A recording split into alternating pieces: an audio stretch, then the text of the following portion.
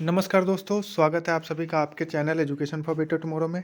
आज हम आपको बताने जा रहे हैं national health mission Uttar Pradesh के द्वारा जो कम्युनिटी हेल्थ ऑफिसर की वैकेंसी आई है उसके बारे में। इस वीडियो के माध्यम से हम आपको बताएंगे vacancy detail, educational qualification, eligibility criteria, age limit, salary और इस फॉर्म को फिल करने की प्रक्रिया क्या होगी, आगे क्या प्रोसेस होगा, इसके बारे में भी बेसिक इन्फॉर्मेशन देंगे।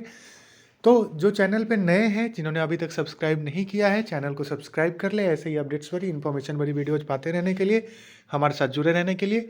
और वीडियो को ज़्यादा से ज़्यादा लोगों तक शेयर करें जिससे इन्फॉर्मेशन बाकी लोगों तक भी पहुंच सके, बाकी लोगों की भी हेल्प हो सके। चलिए स्टार्ट करते हैं आज के इस नोटिफिकेशन वीडियो को, जो कि आप लोगों के चेहरे पर एक स्माइल लेकर आया है। जो न्यू जस्ट अभी पास आउट हुए हैं उन कैंडिडेट्स के लिए जिन्होंने अभी जस्ट अपना बीएससी नर्सिंग और पोस्ट बेसिक नर्सिंग कंप्लीट किया है।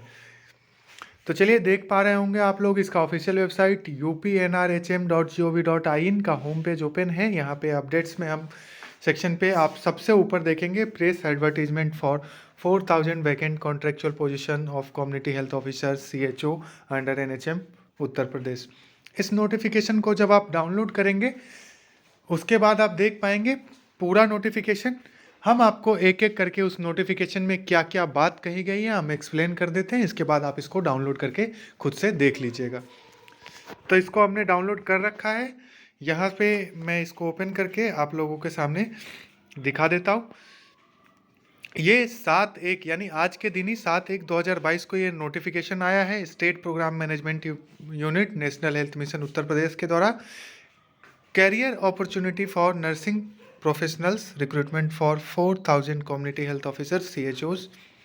तो ये 7 जनवरी 2022 को ये वैकेंसी आई है जिसमें 4000 कम्युनिटी हेल्थ ऑफिसर्स की वैकेंसी की बात कही गई है।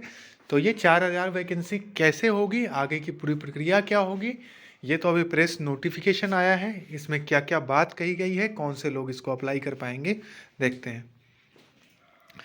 तो सबसे पहले जो national health mission Uttar Pradesh के द्वारा जो कम्युनिटी हेल्थ ऑफिसर का जो रिक्रूटमेंट यानी भर्ती होना है वो आयुष्मान भारत स्कीम के तहत जो गवर्नमेंट ऑफ उत्तर प्रदेश है उसमें जो उस सरकार के अंतर्गत जो है सब सेंटर और health and wellness centre HWCs and HSCs पे इसका रिक्रूटमेंट करके पोस्टिंग किया जाएगा। तो CHO कि जो ये पूरी वैकेंसी है इसमें कौन कौन से लोग एलिजिबल होंगे। तो एलिजिबल कैंडिडेट्स जो हैं वो इसको अप्लाई कर पाएंगे। एलिजिबिलिटी क्राइटेरिया हम आपको बता देते हैं।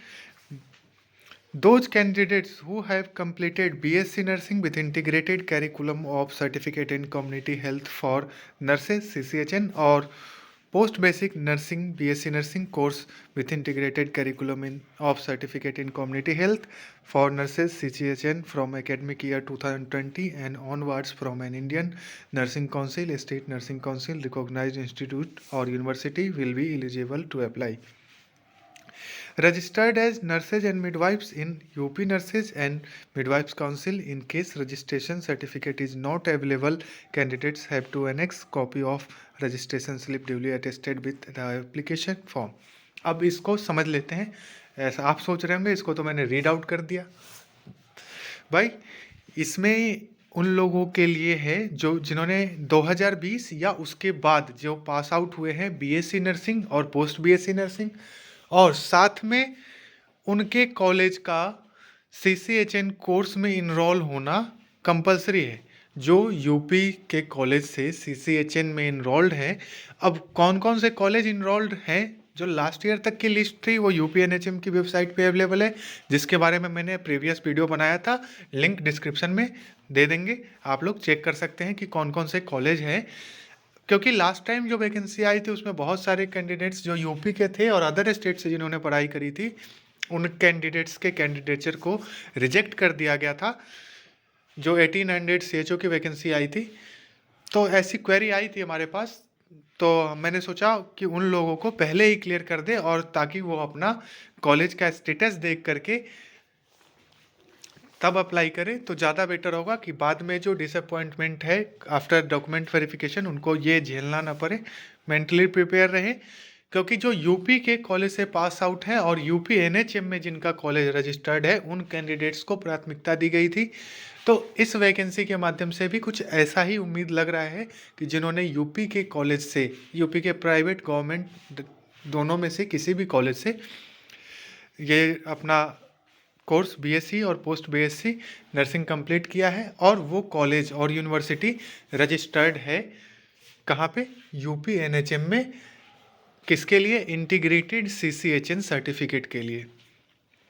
क्योंकि इसमें जिनका भी ज्वाइनिंग होगा तो कोई एग्ज़ाम नहीं है, फॉर्म फिल करना है आपको। फॉर्म फिल करने के बाद आपको डॉक्यूमेंट वेरिफिकेशन के लिए बुलाया जाएगा और डॉक्यूमेंट वेरिफिकेशन होने के बाद डायरेक्ट आपकी पोस्टिंग कर दी जाएगी। यह बहुत ही फास्ट ट्रैक प्रोसेस होगा। इसमें विद इन 3 to 6 मंथ आपकी ज्वाइनिंग हो जाएगी। हो सकता है उससे जल्दी भी हो जाए, क्योंकि पेंडेमिक कोरोना का फिर से जो लहर आ रहा है तीसरा, तो इसकी मद्देनज़र ये वैकेंसी जारी की गई है और यूपी इलेक्शंस भी आने वाले हैं, तो उससे पहले ये पूरी प्रोसेस कंप्लीट होने की ज़्यादा से ज़्यादा संभावना है। तो अब इसमें हम देख लेते हैं कि इस फॉर्म को अप्लाई कहाँ से कर सकते हैं। तो इस फॉर्म को अप्लाई करने के लिए आपको विजिट करना है www.upnrhm.gov.in। आपकी सुविधा के लिए लिंक भी हम आपको डिस्क्रिप्शन बॉक्स में प्रोवाइड करेंगे, जहां से डायरेक्ट क्लिक करके आप ऑफिशियल वेबसाइट विजिट कर सकते हैं, डिटेल नोटिफिकेशन चेक कर सकते हैं और इस फॉर्म को ऑनलाइन अप्लाई कर सकते हैं।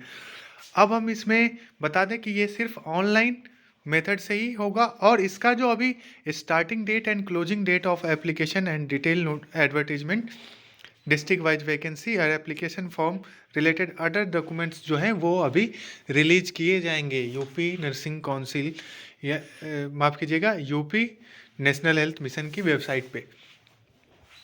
अब हम इसमें बता दें कि एज लिमिट क्या है। तो अपर एज लिमिट 35 ईयर्स होना चाहिए एंड रिजर्वेशन पॉलिसी जो एप्लीकेबल है यूपी स्टेट गवर्नमेंट का, उसके रूल के according age relaxation reserve category के लिए दिया जाएगा। ये सारी जो बातें यहाँ पे आधी अधूरी रह गई है वो डिटेल नोटिफिकेशन जो कि आपके फॉर्म जब आएगा उससे 1-2 दिन पहले या लगभग सेम डेट पे जारी किया जाएगा। हम आपको उस डिटेल नोटिफिकेशन के बारे में भी अपडेट करेंगे, ठीक है। अब इसमें बात कर लेते हैं मुद्दे की बात, सैलरी की बात। तो इसमें सैलरी रहने वाला है यूपी एनएचएम में जो सीएचओ की वैकेंसी आई है 20,500 पर मंथ, और उसके साथ आपका जो परफॉर्मेंस होगा उसके अकॉर्डिंग आपका परफॉर्मेंस एनालिसिस किया जाएगा और उसके अकॉर्डिंग आपका 15,000 है। तो ओवरऑल इसकी सैलरी 35,500 है। डायरेक्ट पेमेंट आपका 20,500 का है और 15,000 आपके वर्क के ऊपर है कि जितना आप उसके जो भी क्राइटेरिया है, जो भी गाइडलाइंस दिया गया है इंसेंटिव के लिए, वो आप फुलफिल करते हैं तो ये 15,000 में से आप जितने लेवल का काम करेंगे उतना ही मिला जाएगा। क्योंकि ऐसा नहीं है कि आपने थोड़ा सा गाइडलाइन पूरा किया और आपको पूरा 15,000 मिलेगा, नो, ऐसा नहीं होता। आपको आपके क्राइटेरिया के बेस पे परफॉर्मेंस बेस्ड इंसेंटिव दिया जाएगा। एक बॉन्ड फिल करना होगा ज्वाइनिंग के टाइम में 100 रुपीज़ के स्टाम्प पेपर के, कि अगर आप 3 साल से पहले ये नौकरी छोड़ते हैं तो 2.5 लाख रुपए आपको जमा करने हैं। ऐसा नहीं समझना है कि ये फॉर्म भरने के बाद ज्वाइनिंग करने से पहले 2.5 लाख देना है, नहीं, ऐसा नहीं है। ज्वाइनिंग करने के टाइम आपको एक बॉन्ड पेपर पे नॉन जुडिशियल स्टाम्प पेपर जो 100 रुपये का स्टाम्प पेपर होगा उस पर लिख के देना होगा और उसका क्या परफॉर्मा होगा ये सब आपको ज्वाइनिंग के टाइम पे बता दिया जाएगा आपके रिस्पेक्टिव डिस्ट्रिक्ट हेल्थ सोसाइटी में, सीएमओ ऑफिस में। बाकी का जनरल इंस्ट्रक्शन है कि आपका डोमिसाइल होना चाहिए, आपके जिस रिजर्वेशन कैटेगरी के अंदर आ रहे हैं उसका सर्टिफिकेट होना चाहिए, और जो बेसिक इन्फॉर्मेशन है वो सारी, और आपके जो डॉक्यूमेंट्स है, आईडी प्रूफ्स है, ये सारे आपको फॉर्म फिल करने के टाइम में चाहिए होगा।